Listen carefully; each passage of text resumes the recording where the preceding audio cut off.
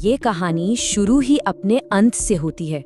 मतलब ये कोई हजारों साल दूर का खतरा नहीं है, ये अभी इसी वक्त हो रहा है। ये जो टक्कर है ना, ये अपने आखिरी सबसे भयानक स्टेज में पहुंच चुकी है। जरा उस रात को इमेजिन कीजिए जब दुनिया भर के एस्ट्रोनॉमर्स अपनी टेलीस्कोप्स में कुछ ऐसा देखते हैं कि उनके होश ही उड़ जाते हैं। आसमान में एक नया नीला सा डॉट जो हर पल बड़ा होता जा रहा है। शुरुआती कैलकुलेशंस होती हैं और बस पूरी दुनिया में खतरे का सायरन बज उठता है।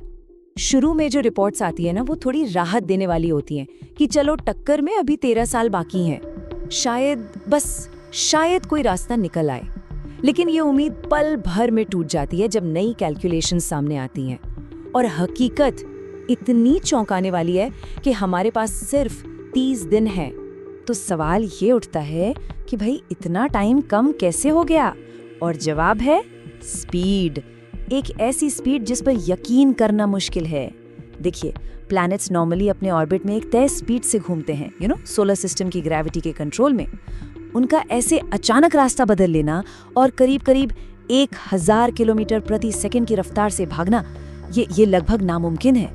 इसका एक ही मतलब हो सकता है, किसी बहुत बड़ी बाहरी ताकत ने इसे हमारी तरफ धक्का दिया है।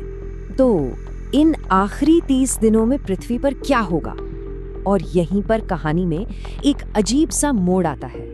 विडंबना देखिए, शुरुआत में जो नजारा होगा ना, वो बेहद खूबसूरत होगा। एक ऐसा जानलेवा मंजर जिसकी खूबसूरती पर शायद दुनिया फिदा हो जाए।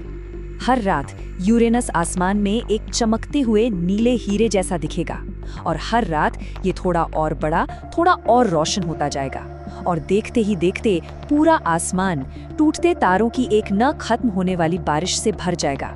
कह सकते हैं कि ये इतिहास की सबसे शानदार आतिशबाजी होगी।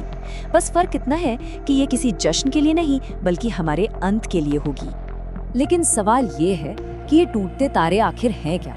देखिए, असल में पृथ्वी तक आने के लिए यूरेनस को जुपिटर और मार्स के बीच की एस्टेरॉइड बेल्ट से गुजरना होगा और अपनी जबरदस्त ताकत से वो अपने रास्ते में आने वाले कई एस्टेरॉइड्स को उनके ऑर्बिट से बाहर फेंक देगा और उनमें से कुछ सीधे हमारी तरफ आएंगे। और सुनिए, ये कोई छोटे मोटे पत्थर नहीं हैं, इनमें से कुछ तो 240 किलोमीटर तक चौड़े हो सकते हैं।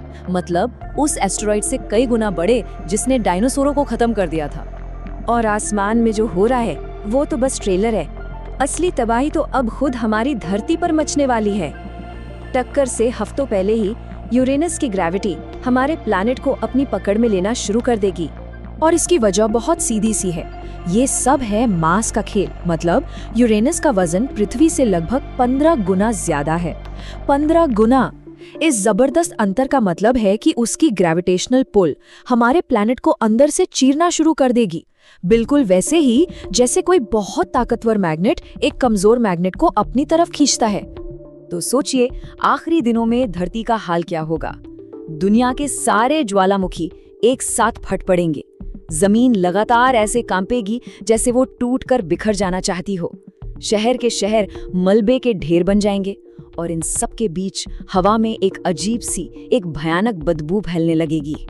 और ये भयानक बदबू ये आएगी सीधे यूरेनस के एटमॉस्फेयर से, जो कि भरा हुआ है हाइड्रोजन सल्फाइड से। जी हाँ, ये वही केमिकल है जिससे सड़े हुए अंडों में स्मेल आती है।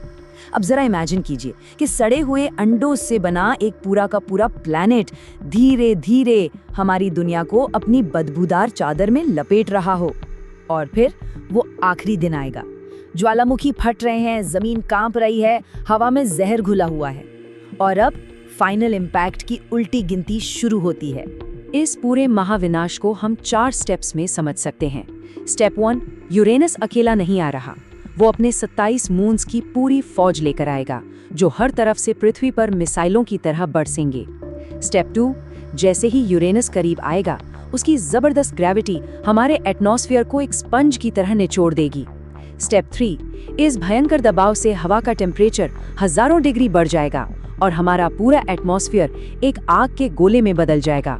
और स्टेप 4, आखिरी स्टेप, अगर हमारा प्लैनेट किसी तरह इस टक्कर से बच भी गया तो वो यूरेनस की मजबूत पकड़ में आ जाएगा और हमेशा के लिए उसका एक और चांद बनकर रह जाएगा।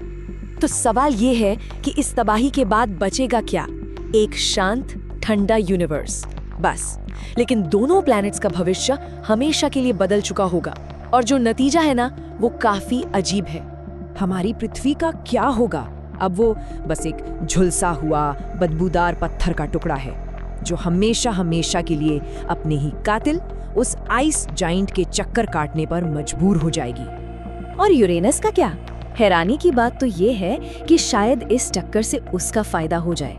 हम जानते हैं कि यूरेनस हमारे सोलर सिस्टम में अपनी साइड पर लेटा हुआ घूमता है, शायद अरबों साल पहले हुई किसी टक्कर की वजह से।